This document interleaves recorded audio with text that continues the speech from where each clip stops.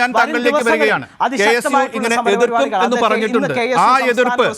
ആ എതിർപ്പ് ഗവർണറോടുള്ള ആ എതിർപ്പ് ആത്മാർത്ഥമായി അവർ നിറവേറ്റും. കഴിഞ്ഞ സമയത്തൊന്നും ഉണ്ടായിരുന്നില്ല. സെനറ്റിലൊക്കെ ഗവർണറുടെ ഈ ചോദ്യം ചെയ്യപ്പെട്ട നടപടി, കോടതി എടുത്ത് തോട്ടിലേക്ക് എറിഞ്ഞ നടപടികളെയൊക്കെ പിന്തുണയ്ക്കുകയായിരുന്നു ഇവർ ചെയ്തത്. ഇപ്പോഴുള്ള ഈ പ്രഖ്യാപനം ആത്മാർത്ഥമാണ് എന്ന് വിശ്വസിക്കുന്നുണ്ടോ? അങ്ങനെയാണെങ്കിൽ ഗവർണർക്കെതിരായ സമരത്തിൽ ആത്മാർത്ഥമായി KSU മുന്നോട്ട് വന്നാൽ കൈകോർക്കാൻ SFI തയ്യാറാകുമോ? അങ്ങനെ ഒരു നാളെ ഉണ്ടാകുമെന്ന് കരുതുന്നുണ്ടോ?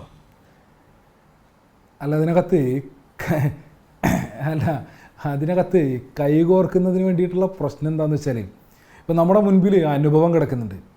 ഇപ്പോൾ കണ്ണൂർ കാലിക്കറ്റ് സർവകലാശാലയിലും കേരള സർവകലാശാലയിലും ഒക്കെ പിൻവാതിൽ വഴി സെനറ്റിനകത്തേക്ക് RSSകാരെ തിരികെ കയറ്റുന്നതിന് വേണ്ടി ഇടപെടലുണ്ടായപ്പോൾ, അതിനുള്ള ശ്രമങ്ങളുണ്ടായപ്പോൾ അതിനോട് എന്താ പറയുക, കുട പിടിച്ചു കൊടുക്കുന്ന സമീപനം സ്വീകരിച്ച ആളുകളാണ് കേരളത്തിലെ കോൺഗ്രസും KSUവും.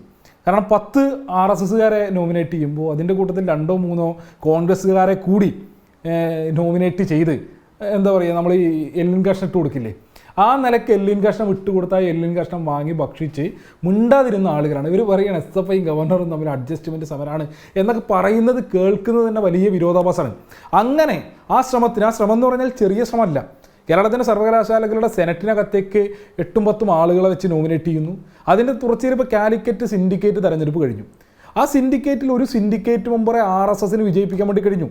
നമ്മുടെ ചരിത്രത്തിൽ എവിടെയെങ്കിലും കേരളത്തിലൊരു സർവകലാശാലയുടെ സിൻഡിക്കേറ്റിലേക്ക് RSSൻ്റെ പ്രതിനിധികൾ വരിക?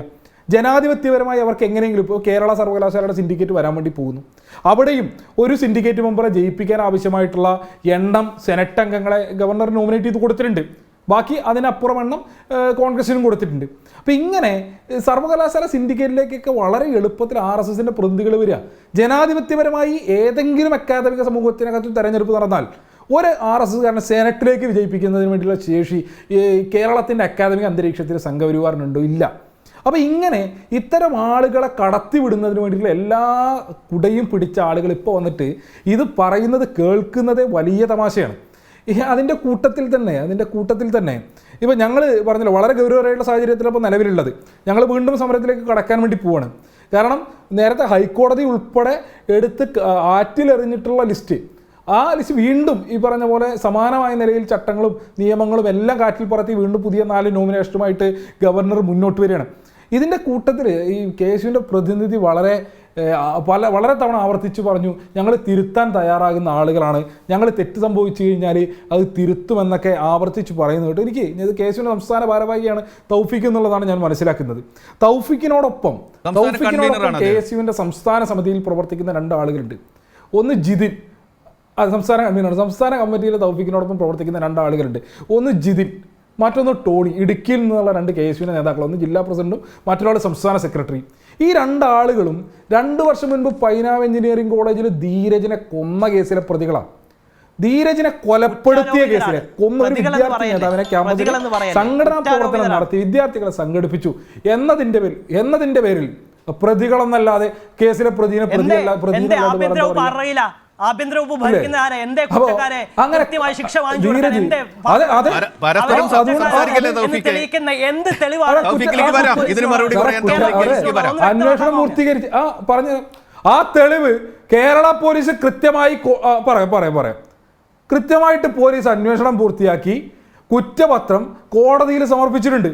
അവിടെ പോലീസിന്റെ ഉത്തരവാദിത്വമല്ല, ഇനി അടുത്ത കോടതിയാണ് അതിന്റെ ഈ പറഞ്ഞ വിചാരണ പൂർത്തീകരിക്കേണ്ടത്. അപ്പോ പോലീസ് കണ്ടെത്തി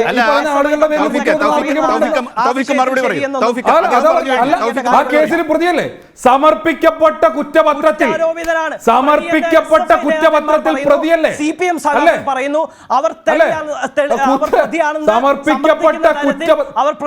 സമർപ്പിക്കപ്പെട്ട കുറ്റപത്രത്തിൽ ആയിക്കോട്ടെ ശരി തീരുമാനിക്കുന്ന തൗഫീഖാണോ? 8 വർഷമായി ആഭ്യന്തര വകുപ്പ് ഭരിക്കുന്നത് പിണറായി വിജയനല്ലേ? പ്രതി എന്നാണ് പറഞ്ഞത്. വന്നിട്ട് സമസ്ത മേഖല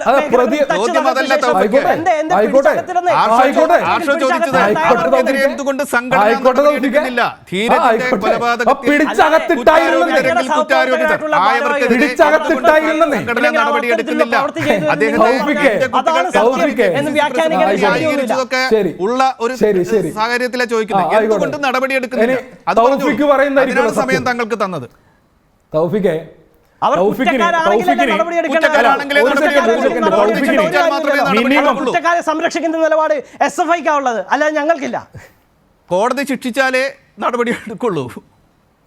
അവർ കുറ്റക്കാരാണെന്നുള്ള തെളിവെന്താ? അവർ കുറ്റക്കാരാണെന്നതിനുള്ള എന്ത് തെളിവുള്ളേ? തെളിവ് ബഹുമാനപ്പെട്ട കോടതിയുടെ മുന്നിൽ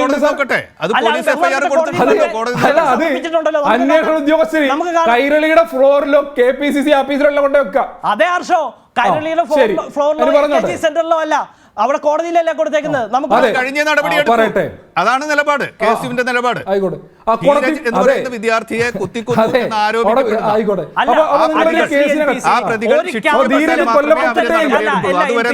ക്യാമ്പസിലും അത്തരത്തിലുള്ള രക്തസാക്ഷികൾ ഉണ്ടാവരുത് എന്ന് തന്നെയാണ് KSUവിന്റെ നിലപാട്. ഒരു വിദ്യാർത്ഥി നേതാവിനെ ഒരിക്കലും പ്രോത്സാഹിപ്പിക്കുന്ന നിലപാട് KSU ഒരു നിലപാട് 10-12 ആളുകളെ കേരളത്തിലെ ക്യാമ്പസിലെ കൊന്ന ആളുകൾ വന്നിരുന്നാണോ നിലപാട് പറയുന്നത്? എന്താ പറയുമ്പോഴും 35 വർഷം 35 രക്തസാക്ഷികളുണ്ട് 35 രക്തസാക്ഷികളുണ്ട് എന്ന് പറഞ്ഞ വലിയ കഥയൊന്നും പറയല്ലേ ശ്രീ ആർഷോ. ഞാൻ ഒരു കാര്യം ചോദിക്കട്ടെ,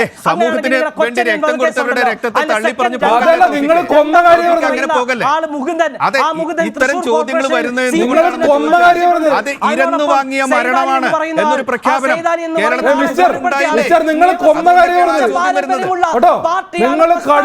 ക്യാമ്പസിനകത്ത് വന്നത് നിങ്ങൾ കൊന്ന കാര്യം പറയുന്നത്. SFI പ്രതിസന്ധിയിലാകുമ്പോ SFI നിങ്ങൾ ക്യാമ്പസിനകത്ത് വന്നത് കൊന്ന കാര്യം പറയുന്നത്. അത് നിങ്ങളുടെ സ്ഥിരമാണ്, അതിന് വില പോകില്ല ആർഷോ. 35 രക്തസാക്ഷികൾ നിങ്ങൾ ഈ ചർച്ചക്കകത്ത് മാന്യത പാലിക്കുമെങ്കിൽ മറുപടി പറഞ്ഞോളൂ. അല്ല, നിങ്ങൾ ഈ ചർച്ചക്കകത്ത് മാന്യത പാലിക്കുമെങ്കിൽ അദ്ദേഹത്തോട് മാന്യത പാലിക്കാൻ വേണ്ടി പറയണം.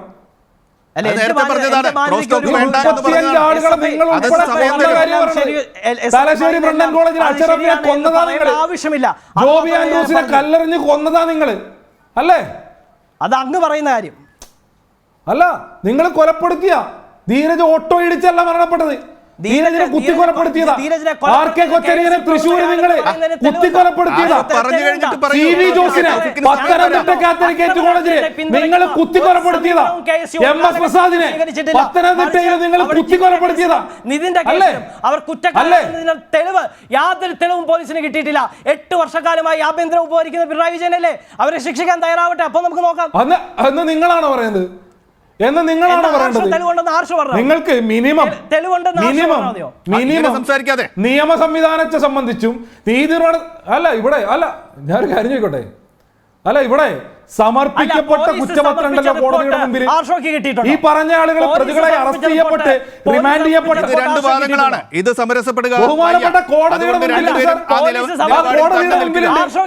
അതായത് SFI ആരോപിക്കുന്നു ധീരജിന്റെ കൊലക്കുറ്റം ആരോപിക്കപ്പെട്ട ആളുകൾ നേതാക്കന്മാരായിട്ട് തുടരുന്നു എന്ന് ആരോപിക്കുന്നു.